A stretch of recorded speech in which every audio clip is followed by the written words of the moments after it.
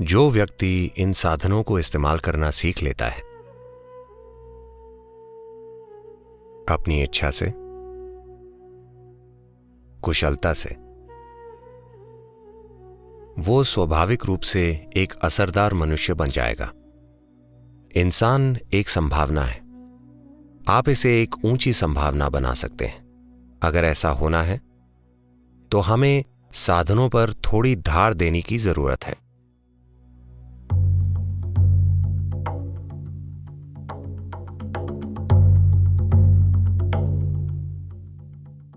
साधना पद का मतलब है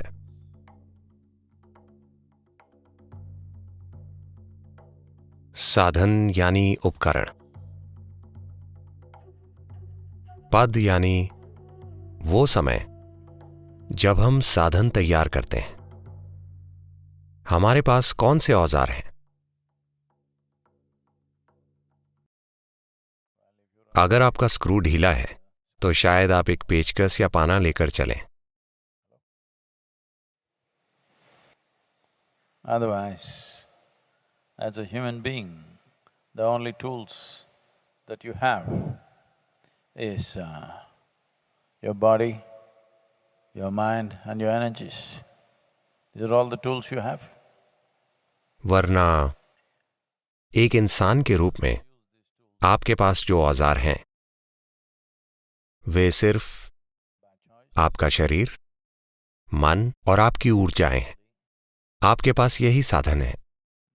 जो व्यक्ति इन साधनों का इस्तेमाल करना सीख लेता है अपनी इच्छा से, कुशलता से, वो स्वाभाविक रूप से एक असरदार मनुष्य बन जाएगा।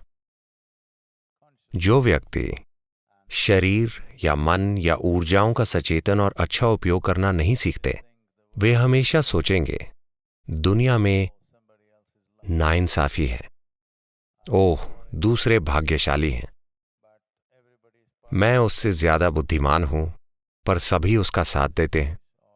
हम हमेशा यही कहानियां सुनते हैं। आप अपने जीवन में असफल होकर कई कारण और फिलॉसफी बता सकते हैं, या आप एक सफल मनुष्य हो सकते हैं। बस यही दो तरीके हैं। बस यही विकल्प है।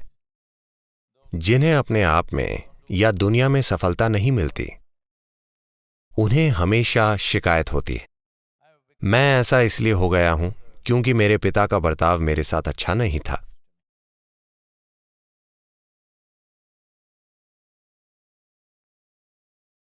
जब आप ऐसे हैं तो वे आपके साथ अच्छा बर्ताव कैसे करेंगे?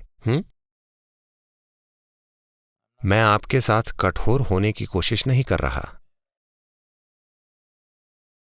पर अगर आप बचपन में ही शैतान और खराब हैं तो आपके पिता दोगुने कठोर और खराब होंगे। मैं उनकी उम्र के हिसाब से कह रहा हूं।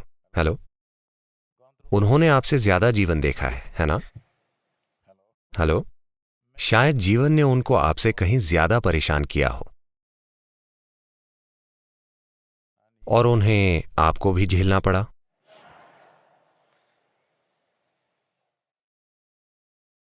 ये एक चीज, अगर आप साधना करना चाहते हैं,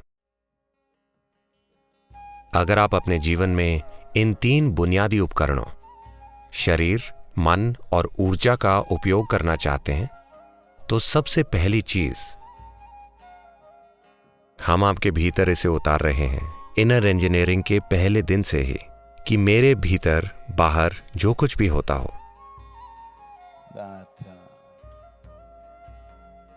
अच्छा होता हो, बुरा होता हो, सुंदर चीजें होती हों, घिनौनी चीजें होती हों, जिम्मेदारी मेरी है। ठीक है? हेलो,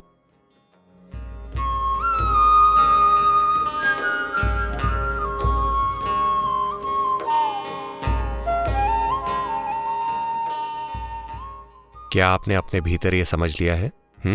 अगर सफलता मिलती है तो वजह मैं हूं, अगर नहीं मिलती तो भी वजह मैं हूं। क्या आपने यह समझ लिया है? सद्गुरु, हमें लगा कि यह काम आप हमारे लिए करेंगे।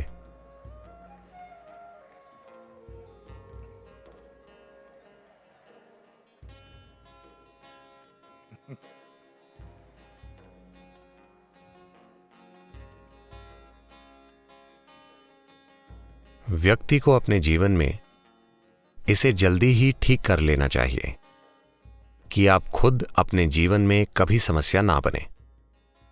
आपका शरीर, आपका मन, आपकी ऊर्जाएं कभी समस्या ना बने। बाहर कुछ समस्याएं होंगी, पर हम उन्हें संभाल सकते हैं अगर ये कोई समस्या ना हो। आपके जीवन की हर चुनौती में जब यही एक समस्या होगा तो आप सिर्फ चुनौतियों से दूर भागेंगे। अगर आप चुनौतियों से भागेंगे तो जीवन की सभी संभावनाओं से चूक जाएंगे। आप बस ताइर सदम बनकर रह जाएंगे। क्या वो आपको ताइर सदम दे रहे हैं? उम्मीद करता हूं नहीं दे रहे। सबको पता है कि ये आलस पैदा करता है। तमिलनाडु में प्राइमरी स्कूल, हाई स्कूल से टीचर्स हमेशा देखते हैं कि अगर कोई सुस्त है तो वे कहते हैं, जिसका मतलब है क्या तुम दही चावल खाकर आए हो? तो वे जानते हैं कि यह सुस्ती पैदा करता है। पर सिर्फ विद्यार्थी ही खाकर नहीं आते, शिक्षक भी खाकर आते हैं।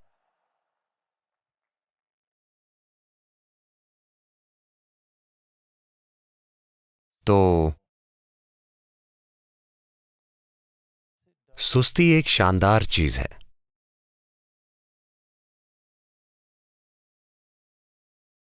ये कई समस्याओं से बचाती है, क्योंकि आपको यह भी पता नहीं होता कि कोई समस्या भी है। ये देखने के लिए थोड़ी बुद्धि चाहिए कि क्या गलत है। सब कुछ ठीक है। समस्याओं से मुक्त रहने के दो तरीके हैं। किसी ने कहा है, मुझे याद नहीं किसने, पर यह कहा है,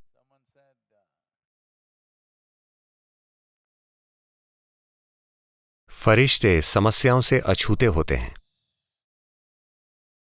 उनकी प्रतिभा के कारण, और जानवर समस्याओं से अछूते होते हैं प्रतिभा की कमी की वजह से। पर इंसान बीच में झूलता रहता है और संघर्ष करता है, क्योंकि वो अभी भी एक संभावना है, अभी एक वास्तविकता नहीं बना। इंसान एक संभावना है। आप इसे एक ऊंची संभावना बना सकते हैं या आप इसे निचली संभावना तक धक्का दे सकते हैं। ये इस पर निर्भर करता है कि आप कितने अच्छे से अपने शरीर, मन और ऊर्जाओं का प्रयोग कर सकते हैं। क्या आप उनका प्रयोग करेंगे या क्या वे आपका उपयोग करेंगे? ये एक सवाल है। जब मैं कहता हूं कि वे आपका उपयोग करेंगे, तो बिना किसी पूर्व धारणा के, बिना लोगों को नीचा समझे, बस ध्यान से देखिए, लोगों के जीवन में क्या प्रतिबद्ध है। धरती के ज्यादातर लोगों की जिंदगियां उनके शरीर, उनकी मानसिक जरूरतों, भावनात्मक जरूरतों को पूरा करने की ओर प्रतिबद्ध है। बस यही है। हेलो, उनके पूरे जीवन का आयोजन बस इसी के लिए है। आप इसे बिजनेस कह सकते हैं, करियर कह सकते हैं, परिवार कह सकते हैं, घर कह सकते हैं, पर सिर्फ जरूरतें पूरा करने के लिए, शारीरिक और मानसिक जरूरतें, पूरे जीवन का बंदोबस्त किया जाता है ना? कृपया आप मुझे बताइए, मैं आपकी राय से चलूंगा। आपको मुझ पर विश्वास नहीं हो रहा। यह सही है।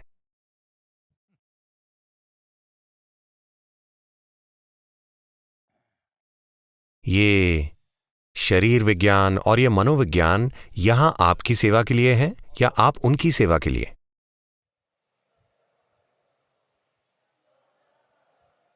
हाँ? वे हमारी सेवा के लिए हैं। But most human beings are serving them their entire life.